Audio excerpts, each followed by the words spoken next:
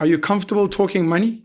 I don't know if you remember the numbers, how much you were making, 10, 11, 12. I mean, I can tell you units. I can tell you units. Like, how much were you selling the cards for? Do you remember? Oh, that was, I remember coins. Okay. Like literally coins. Because it was at school. Literally, that was just like me, like pocket money. Exactly. But like that was my mom and dad were buying me the cards and then I was selling it. So anything I could sell it for, I was happy, you know?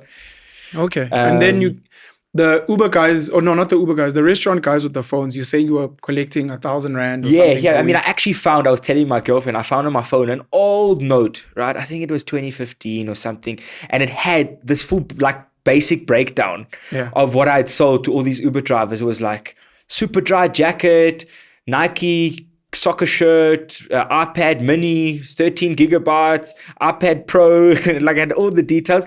And that year I had done like 50,000 rand. Jeez. Yeah. And I was young. 13, 14-year-old. 50, 60,000 rand in profit. And I was young. Jeez. Okay. And then the sneakers, you say you won't give the amount. You'll just say per unit. Yeah, I can say per unit. You know, like I said, really, when it started off, I promise you it started off with one pair. And I was like, oh my word, I made 5,000 rand on a pair. This is crazy. And then it really grew quite quickly. And we can forward a little bit, you know, because the story gets long. But you were making a lot of money. I was doing nicely. Were you concentrating at school?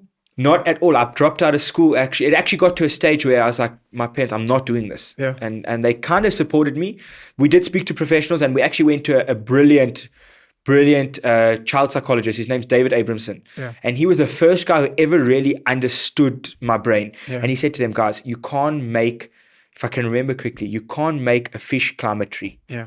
And that was like the changing point. And they were like, okay, so what do we do? They're like, you really, really want him to have a matric? This professional asked, and they were like, yes, like he has to have some kind of a matric. And they're like, okay, take him out of school, find an online something that he can do. Yeah. So I dropped out of school in about grade 10.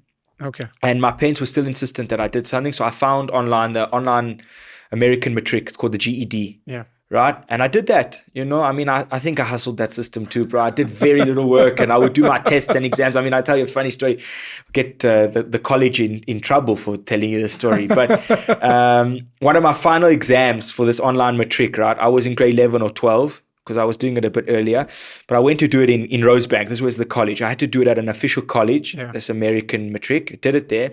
And it was in the period where there was bad load shedding, right? And in the middle of my exam, I was like, I think 20, 30 minutes in, it's like a 2-hour exam. And there was load shedding.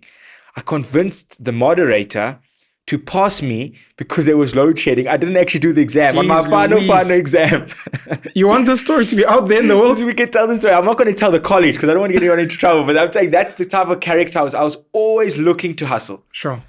Okay, we can fast forward. So we're going to fast forward. You asked sneakers, me, you start pushing sneakers. Sure. Start pushing heavily, and we're going to fast forward now to COVID, right? Okay. I had already established myself, like I said, couple hundred pairs. I was moving here and there, and then COVID hit. Everyone thought the world had ended.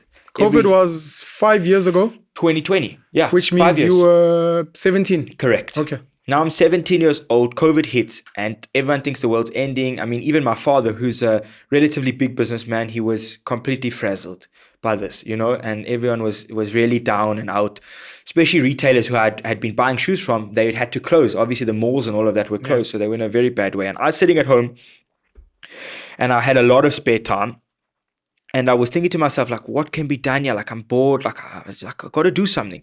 And I thought to myself, like, all this stock doesn't, like, the sneakers don't have COVID. Why can't why are they getting locked away, you know?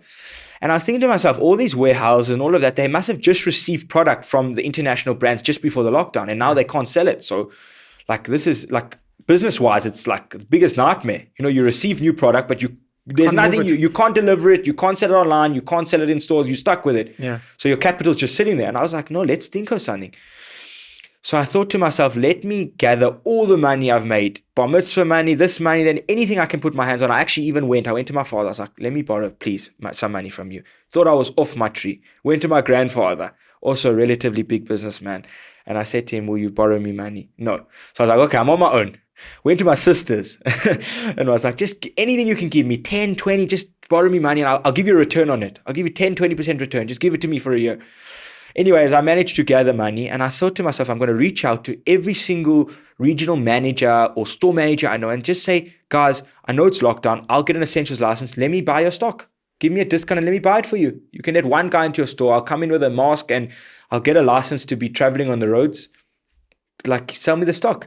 And everyone was a bit hesitant and thing. And then eventually I was like, okay. Went to Adidas warehouse, bought out there, just received Kanye West Yeezy stock. I went into their little warehouse in Sandton and they had like hundreds of these pairs. And I was like, pricing, like retail on the shoe would probably be 5,000 Rand, right? But at the time, the shoes would be selling for 10. There's supply and demand. There was 100 pairs, 300 people wanted them, prices would go up. Yeah. But I'd go into the warehouse in COVID and I was buying them at like maybe 1,500 Rand, 2 grand a pair.